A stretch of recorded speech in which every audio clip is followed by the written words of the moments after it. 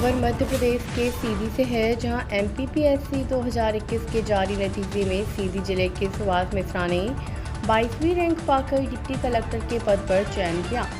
आज सीधी पहुंचने पर सुभाष मिश्रा का जोर शोर से उल्लास के साथ स्वागत किया गया। वहीं सुभाष मिश्रा ने बताया कि यह मेरा तीसरा अटेम्प्ट है, जिस पर मुझे डिप्टी कलेक्टर पद पर चयनित होने का अवसर मिला है। इसके पहले सहायक संचालक उद्योग एवं सहायक संचालक शिक्षा के पद पर भी चयन हुआ था। सुभाष ने बताया कि किसी भी परीक्षा को पास करने के लिए कड़ी मेहनत करनी पड़ती है। कोचिंग के साथ सेल्फ स्टडी बेहद ज़रूरी होती है। आँख मूंद कर तैयारी करने से बेहतर यह होता है कि अपनी क्षमता को भी समय समय पर परखना चाहिए। इसके साथ ही हमेशा बैक प्लान होना बेहद ज़रूरी है, क्योंकि ज़रूरी नहीं है कि हम तैयारी के बाद सफल हों, इसलिए अन्य क्षेत्रों में भी जाकर हम सेट होकर बेहतर कर सकते हैं। मध्य प्रदेश की सीधी से संवाददाता बिहारी लाल गुप्ता की रिपोर्ट।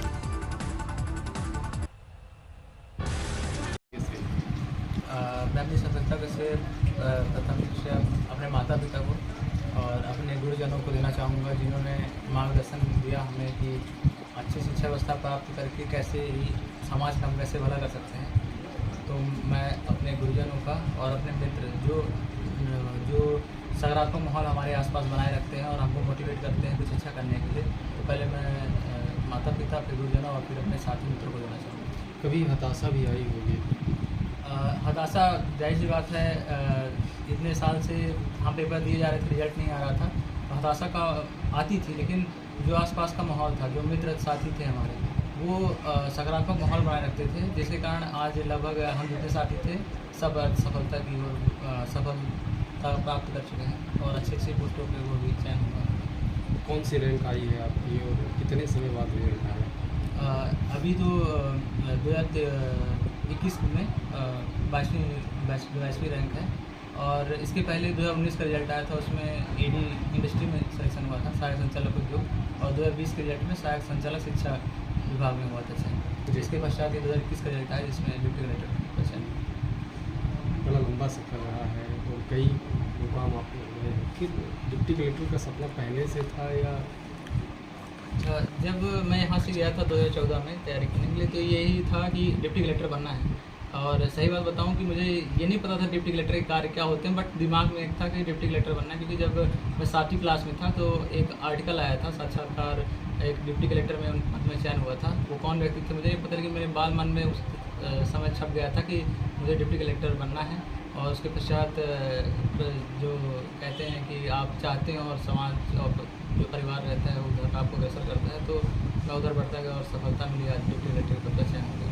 परिवार को कितना सपोर्ट मिला और कहाँ कठिनाइयाँ आई?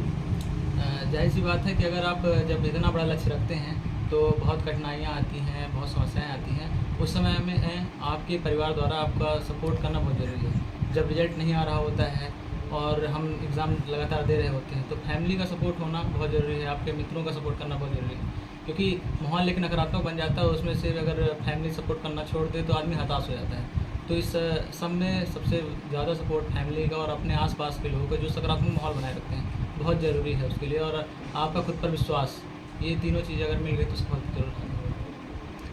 पार हर्ष का विषय है कि हमारे विद्यार्थी आज डिप्टी कलेक्टर के रूप में चयनित हुए हैं। इस अवसर पर सम्मानीय राम प्रसाद मिश्रा जी बालक जो चयनित हुए हैं डिप्टी कलेक्टर, इनको और इनके पूरे परिवार को सर्वप्रथम मैं अपने विद्यालय की ओर से, नवज्योति हाई स्कूल की ओर से बहुत बहुत शुभकामनाएँ देता हूँ और भगवान से प्रार्थना करता हूँ कि आगे भी भगवान इनका मार्ग प्रशस्त करें और दिन प्रतिदिन उन्नति के शिखर पर ऐसे कदम बढ़ते रहे इनके।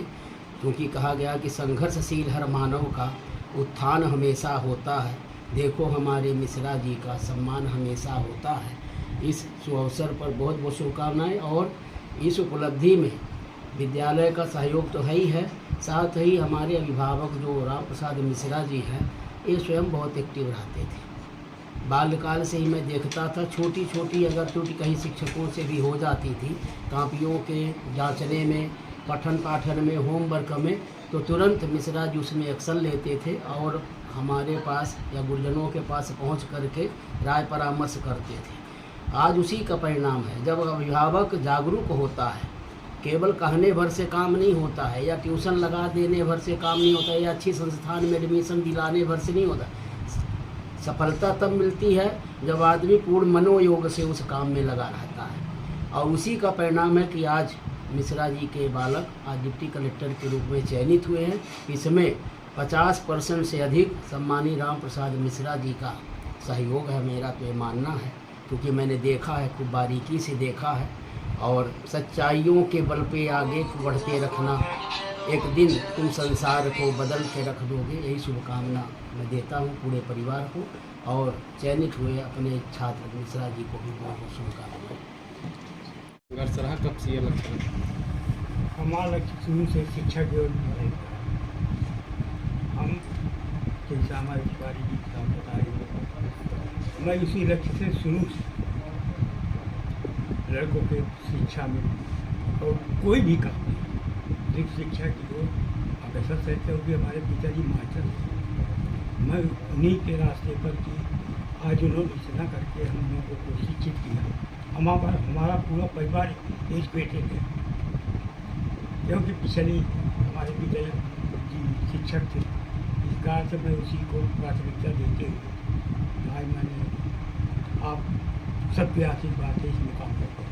कितने बेटे हैं और क्या क्या कर रहे हैं? 2 बेटे हैं। बड़े वाले बेटे को मैंने मकेनिकल ब्रांच से भी कराया। फिर इसके बाद उन्होंने कहा कि मैं इंदौर जाऊँगा कॉम्पिटिशन की तैयारी करने, मैं वहाँ भेजा।